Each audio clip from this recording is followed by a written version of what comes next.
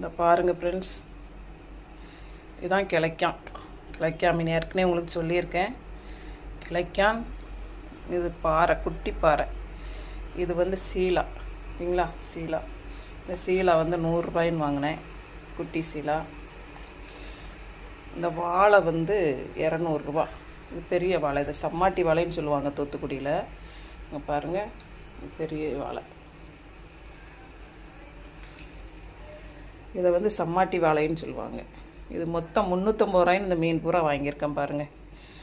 தூத்துக்குடியில் வாங்கியிருக்கேன். இது பின்னக்காயிலேருந்து இன்றைக்கி கொண்டு வந்தாங்க ஒரு அம்மா.